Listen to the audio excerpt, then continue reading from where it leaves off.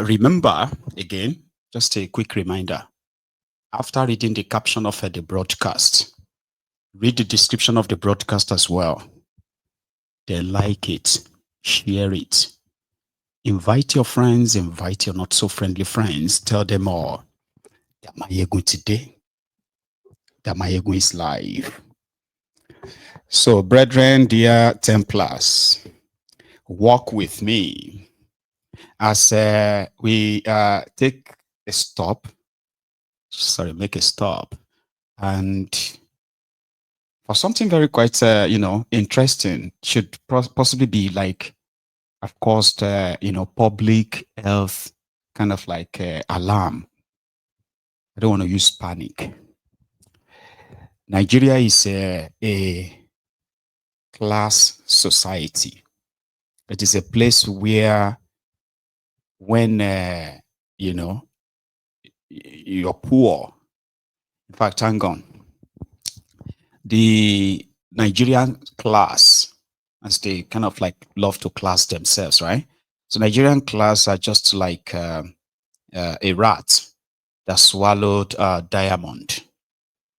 And then there it was in the midst of hundreds, if not thousands of other rats. So they invited someone, a specialist, that could detect which of the rats swallowed the diamond. Nobody could find which one. So what happened when this expert came in? He just went straight for a particular rat that stayed away from everyone. Out of curiosity, the diamond owner was like, wait, how did you kind of like figure that out? Nobody could do that since for hours. And he said, it's not hard. You see, like humans, when everybody is hustling, they tend to be with the crowd. But the moment they are a little bit richer, like they make it, they would love to separate themselves from the crowd. So that's exactly what the Nigerian social class or social setting looks like. The rich, as you call them, the rich in Nigeria, they love to live at least far, far away from the ghettos that most of them have created or helped create. And in that regard, they call those areas like posh areas, highbrow, where you have constant electricity, or supposedly should have constant electricity. You would have good, well-tarred roads, and clean streets, like a working system, so to say, running water, clean water, and all that. So they are like a class thing that over the years, the political class and their friends that they call the elite, they have created that kind of like, barrier. So to the point that a lot of poor people dreams of living in such highbrow, expensive, lovely certain areas in Nigeria. Not like you don't have beautiful, fancy areas all over the world created for themselves by the rich. But the only difference with between the rest of the world and Nigeria is that there is no essential services, right? That you will find in these expensive areas, basic amenities that you won't find in the not so expensive areas, that kind of class, yeah? So Lekki VI in Lagos, the old money, some of them, they call them old money. These were Nigerians who are so rich, but nobody really can tell you how they made the money. Majority of them were like retired military personnel, government contractors, and yeah. So to cut the long story short, over the years, as they've separated themselves from the rest of us, right, their own domain, okay, started getting kind of like a more deteriorated. All those normal amenities that will normally attract you and say, oh, they've got that there, you don't have it that here, right? they have become pretty much like non-existence. Now, that should be a call for concern among the rich. You know why I'm sharing this story with you now, yeah? Is because if you want to see a successful country, a well administered, a well run country in any part of the world, take a look at their elite. Do you understand? Just take a look at their elite. All over the world, people can always be very greedy when it comes to their insatiable lust for all this shiny stuff. But they won't sacrifice basic things in their country for that luxury, for those shiny things. So you should ask yourself, what is that most expensive automobiles in the world that they don't have in Nigeria today? None. But guess what? The same Nigeria is presented to the rest of the world as the poverty capital of the world, where we are all so poor that the criminals leading us are just looters and all that. You know? They are building themselves billions and billions of mansions and all that. They brag about what they just acquire. Oh, he just got this Vegas $1.4 million. Oh, he just got this aircraft, this private jet. It is $75 million. It's the most expensive. It's the latest. But they are all making that money inside that country. Then you look at Nigeria and you're like, what kind of elite lives here? What kind of elite flies in and out of his or her own country and looks at it and say, I'm so proud to have come from this place? Nigerian elite. You get what I mean? Nigerian elites are so stinking and so dirty that all you have to look at is look at the country. Their friends are the politicians. They are the contractors, the money launderers, and all of that for these guys. So they create this porch life, this fake life somewhere that somehow makes them. I mean, I'm just asking, like, if you're among all these multi-billionaires and what have you, like, do you ever like fly into Nigeria at night or anywhere and you drive through Nigerian roads and you look at everything going on and you're like, I'm so proud of this country. I'm so proud of this country I come from. Dirty, stinking elite. They are not miffed. They are not bothered.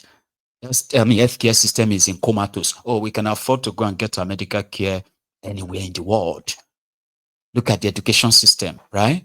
Ruined, destroyed. Oh, yeah, we can. I mean, my daughter is going to go to Harvard. Oh, my son is going to go to Oxford. What about University of Ife? Obafemi Awolowo University?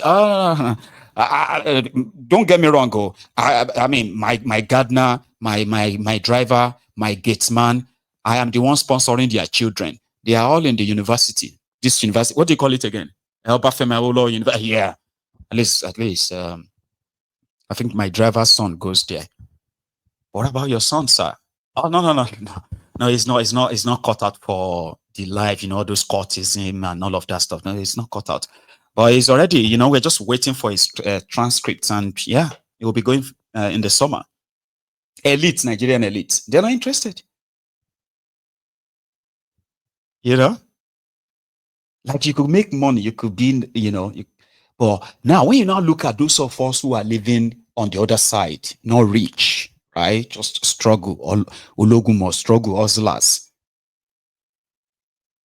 Once in a while, when you drive into these highbrow areas, you will see what Nigerians will call, you will see money. Hey, beautiful houses, mansions, all for show. Electricity, not reliable. Oh, there's no electricity. Oh yeah, we've got this very, very powerful 24 hours generator. They switch between them. We don't even use electricity. We don't use Nigerian NEPA. It's not bothered. He could order this 10 million, 15 million, 100 million naira lister generators that he could put on, serve his family for. Oh, a liter of petroleum is now kiniko. Oh my God, that's expensive. But yeah, So does that mean how much is the budget for fuel this month? Oga, we used to spend 1.2 million, but now it's gone to like 9 million, sir. Can you imagine? Anyway, madam will take care of that. It's okay. That's fine. I'm expecting some guests and all of that. Okay. So make sure the generator is on, the AC is on, everything is on, and they'll be here. All right. It's not bothered. A little. And that's how they have built this society enough that even in their own domain, over the years, infrastructural decay, road decay, all this stuff, they will manage it. They will be driving their 500 million naira Porsche car. They'll be driving it on a rickety, rockety, terrible roads. They're not bothered. And right now, I haven't seen them feel bothered. I've been seeing videos, countless of it online, where people living in Lekki, living in all these areas in Lagos, they couldn't use their own tap water in their own house. Listen, I'm talking about water may be kind of like, tasty or something. You get what I mean? But it's still clean, like pure, so you won't drink it. You can use that for washings, for bathing, for flushing, for cleaning.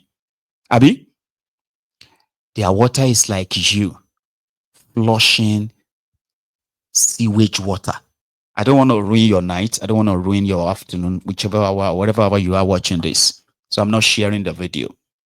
But if you are so curious, yeah, if that's your intrusive thought, it's telling you to go and look for it. I can give you the keyword. Okay, go online, whether Facebook or X, Twitter, and just look for Lekki dirty water, something like that. And you see videos of people who made videos and they were turning on their water. I was like, oh my god, it was like sewage water, truly. Then they would make videos of how they are spending thousands of naira on water. So they are buying pure water, sachet water for bathing. Rich people in rich area, they are not bothered though. Right? But rather, few ones are making videos, and those ones are not rich. Maybe those ones are just like, social media celebrities who just made money and they sold them land in that place and they've got house there or sold them houses there. So I haven't seen these rich guys make any video, which means alternatively they figured it out somehow. If the rest of the community of the entire area is having water problem, they should call government. Together now, so people are buying pure water, sachet water. They open it, fill a bucket to go and have a shower.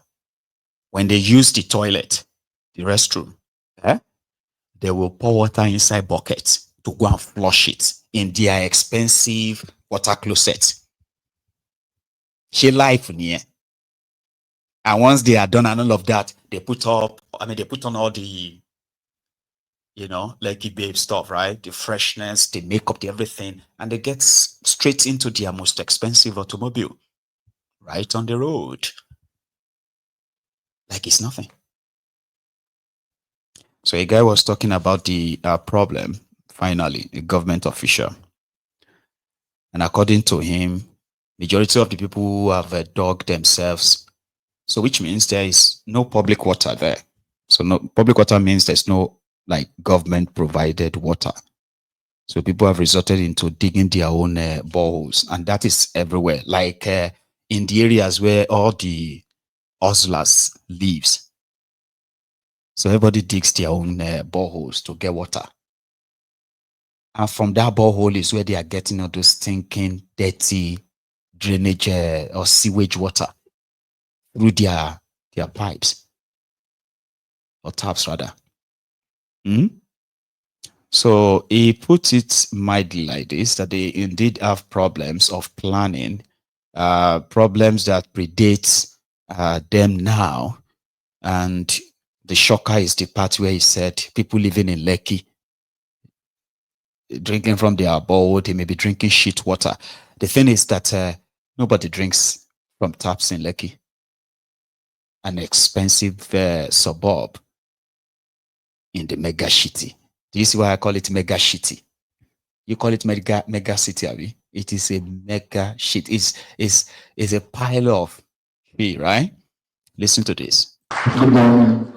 Just to add to Mr. Chairman, sir, Deputy, sir. If you remember, if you recall, you chaired the meeting we had on the challenges along Coastal Road, the flooding challenges. So it's one of the major things that we are hoping to resolve. And also, yesterday it rained heavily, which is unusual because, again, this is supposed to be August break. However, we've started having it because of a lot of complex issues. So basically, in terms of flooding, despite the fact that we have committed so much, however, we still need a lot to do in that space.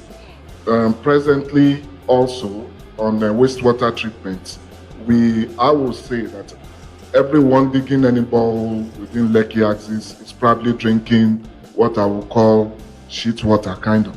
However, if we're able to treat all the wastewater within this axis, which we have plans for, should be able to also make sure that we eradicate any form of disease that might result as a result of non-treatment of our. Good morning. So the problem is, if if you are educated enough, being educated is in this context. It's not about you whether you go to school or not. To education is having the right information. Do you understand? If you, in fact, what I wanted to say next is it's quite like, well, I'll still pick it up, right? So the rich, as I was saying, so the rich who lives in a suburb where there's actually no drinking water, that ordinarily, right, should have prompted the reactions of the rich to pull their weight and get the water problem treated. Now I remember what I want to say, but I'll say it in a refined way. Because what I wanted to say next earlier, once my mind says, not yet, that moment I'm always like, okay, I'll hold it. But I think I can say it right now, so in a better way. So what I was going to say then was, listen, if you are educated enough to know that, or you have the right information, you will know that we are what we eat. Yeah. Do you understand that? Like, we are what we eat. Whatever I'm eating, is what my kind of like body will be. And in a situation where I'm eating something terrible, bad, no matter how delicious, unhealthy, something unhealthy. So my system will take it over time. It will accumulate, and I may fall sick. And maybe one single treatment and all of that could kick me back to normal.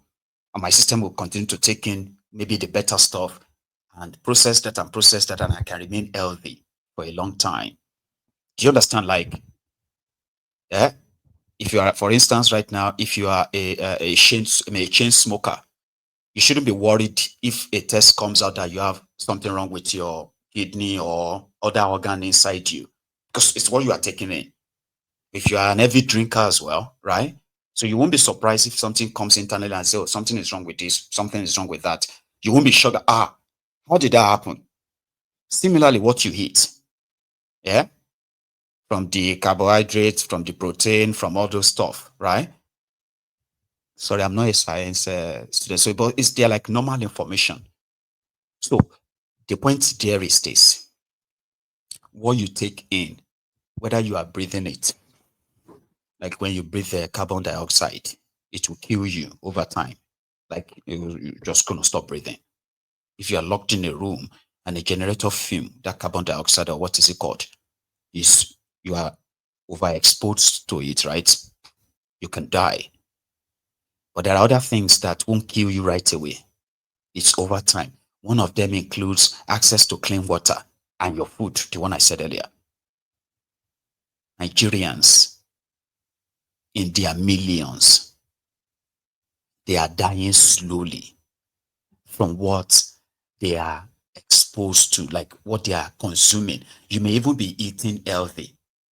The amount of the air pollution, the other things